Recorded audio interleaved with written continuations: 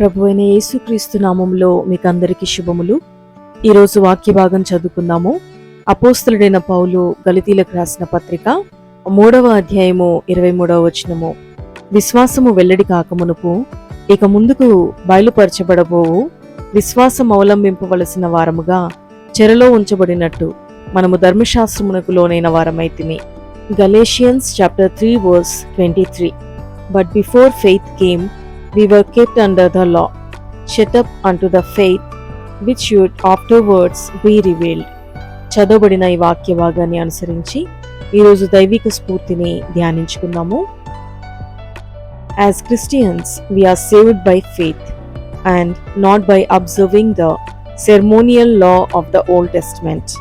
క్రైస్తవులమైన మనము విశ్వాసం ద్వారా రక్షించబడ్డాము, పాత నిబంధన యొక్క ఆచార నియమాలను పాటించడం ద్వారా కాదు. Just as a parent must oversee a child's life until the child matures and is ready to live on his own. పిల్లవాడు ఎదిగి పెద్దవాడై సొంతగా జీవించేంత వరకు ఏ విధంగా అయితే తల్లిదండ్రులు పర్యవేక్షిస్తూ ఉంటారో.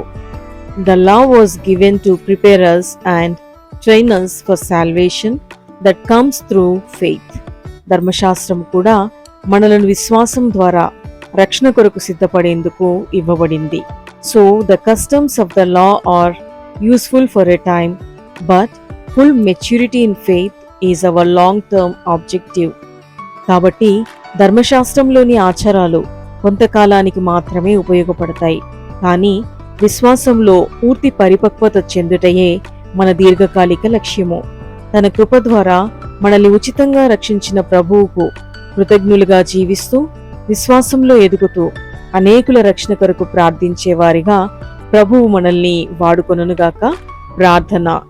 Lord, thank you for calling me to a new life in you. Please help me to live by faith.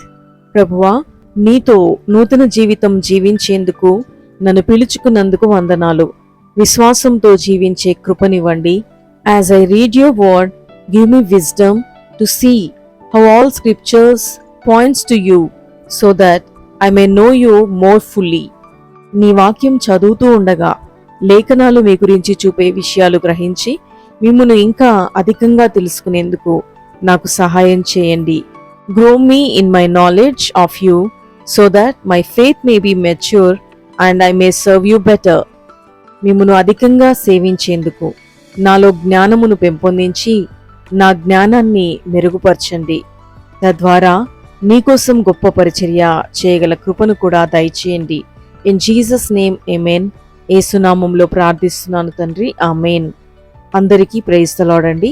ఈ క్లుప్త సందేశం మీ ఆత్మీయ జీవితానికి దీవెనకరంగా ఉందని నమ్ముతున్నాను.